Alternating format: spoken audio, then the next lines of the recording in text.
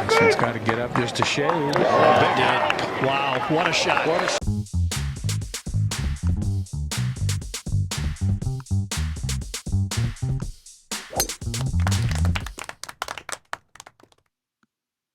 This season has been insane. With Dustin Johnson's WGC win on Sunday, we now have, in 2017 alone, 2 wins from DJ, 2 wins from Justin Thomas, a win from Hideki Matsuyama, a win from Ricky Fowler, a win from Jordan Spieth, and a win from John Ram, and it's just March. This win was a little different from the one DJ had at Riviera a few weeks ago when he won by 5.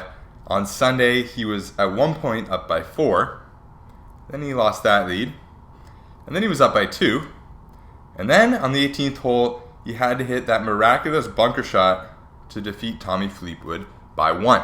Ross Fisher and John Ram tied for 3rd, 2 strokes back. Luckily for everyone else out there, DJ managed to miss 16 putts inside of 10 feet, but unluckily for everyone else, he was still able to win. It's pretty impressive.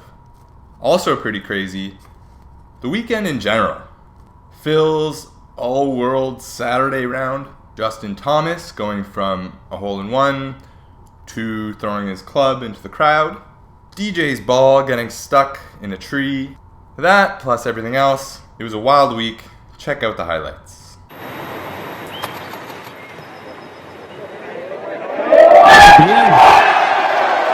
Go time for Phil.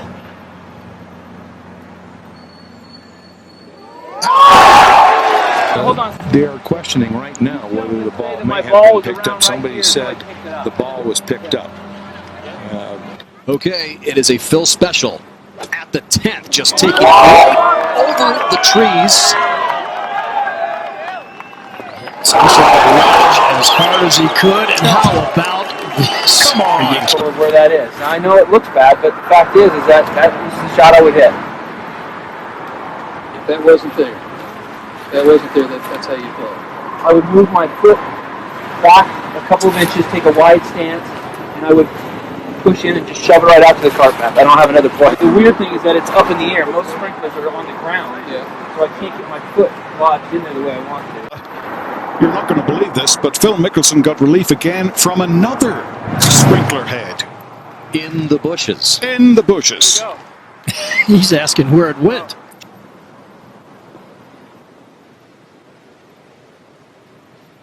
Needs to stay up. It does, and down it goes. Force requires. It's on a terrific line. His distance is good. Right. Stick. Really brings it back. And Mickelson is in luck. 3 in a row for Mickelson. And he moves to within 1 of Justin Thomas. Es un par 3, tercera ronda, aquí viene el de los Estados Unidos, Justin Thomas, con un estupendo swing, aquí viene, va a querer el green estupendo,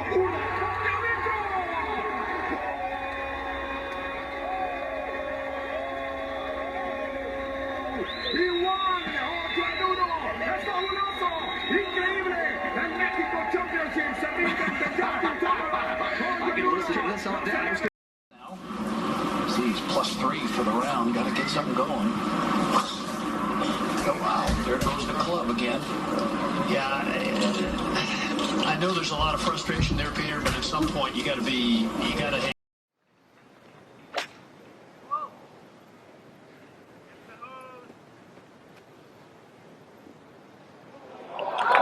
Looking good, looking great.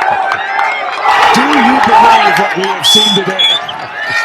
Here's his 3rd shot at 16 after coming up short with his approach. And you think course management means anything?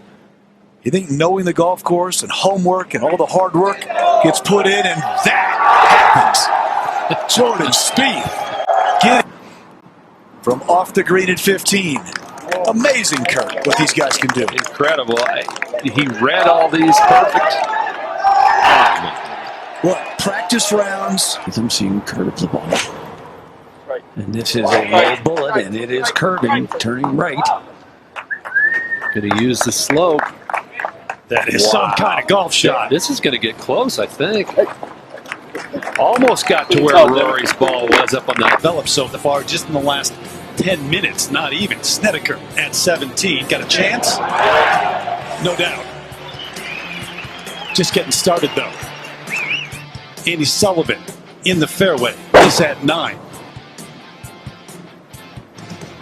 Got to judge the elevation. Got to judge how far it's going to go.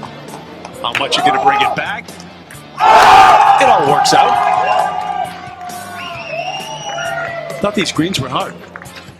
It's a putt maybe, but not from off the green. And then Alexander Noren, little depth touch. This at 14. Just keep this going all afternoon. Now, that was all good news, but there was a little bit of bad news mixed in as well.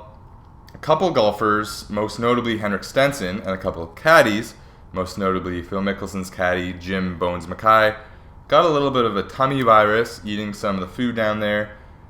Stenson was forced to withdraw after just 11 holes, wiping out my entire DraftKings lineup. Thanks for that, Henrik. And Jim Bones Mackay left partially through the second round. He did return for the weekend, but this is a guy that had surgery and immediately did not miss any time. So for him to miss due to a stomach virus, must have been pretty bad. Aside from that though, it was a really, really good week. I'm hoping they're going to go back to Mexico City next year.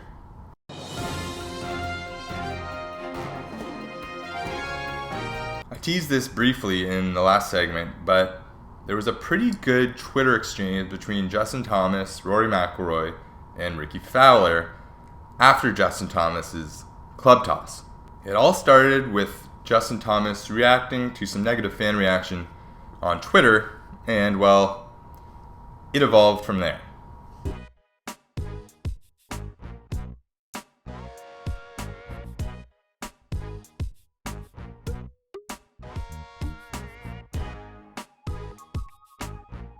Now, the biggest story off the course this week has to do with the rules of golf. There have been some changes that will be implemented in 2019, which, of course, is still a couple years away, but they're pretty big changes, and there's been some iffy reactions on both sides. So, without further ado, here are some of the highlights and the lowlights of the proposed 2019 rule changes.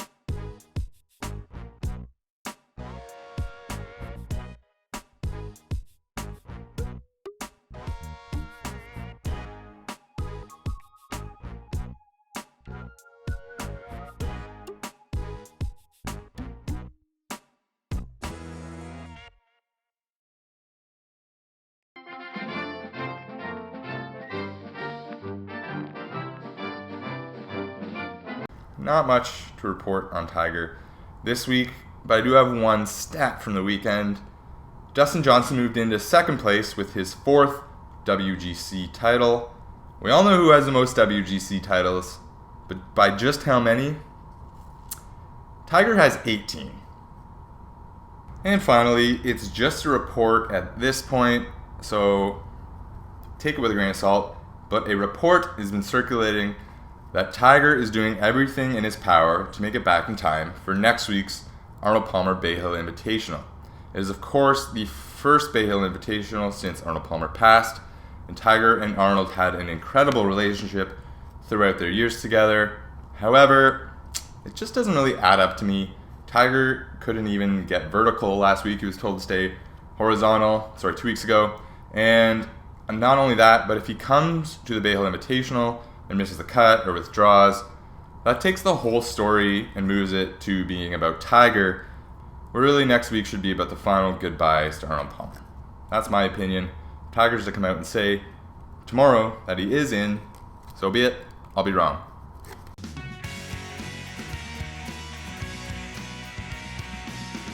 The tour returns to U.S. soil this week, arriving at Innisbrook Resort's Copperhead course in Palm Harbor, Florida, for the Valspar Championship. Now, in my opinion, this is one of the most underrated events on tour. It falls between two pretty big events, so it is easily overshadowed, but it has a really good field and a really good course. The Copperhead course is traditional, it's tree-lined, got lots of elevation changes, lots of dog legs. It's a really nice, tough track. Not to mention the Snake Pit, the name that they have given to their final 3 holes, which is amongst the best finishing stretches on tour. It's not quite as tough as the Bear Trap a few weeks ago from the Honda, but the Snake Trap does have some bite. Since 2004, the winning score has been no lower to par than 15 under, so expect scores to be relatively low or high, depending on which way you look at it, but don't expect the guys to be shooting too far under par. It's a traditional, pretty narrow course. Charles Schwartzel comes in as the defending champ, overcoming a 5-stroke deficit in the final round last year to defeat Bill Haas in a playoff. Schwartzel will return to defend his title, and the event is highlighted by guys like Bubba Watson, Henrik Stenson, and Justin Thomas. As mentioned earlier, Stenson's withdrawal last week really messed up my picks, but if he is healthy heading into Thursday, I'm gonna go with him again. So without further ado, here are my DraftKings picks. Henrik Stenson, Graham Dillette, Adam Hadwin, Ollie Schneiderhands, Scott Stallings, and Gary Woodland. And my advice, if Stenson can't go or you just don't feel comfortable because he was sick last week, go with Matt Kuchar. Alright, that is it for another week of teeing off. Thank you for watching. Enjoy the Valspar. If you're playing DraftKings, good luck. I'm RJ McCullough, and I'll see you again next week.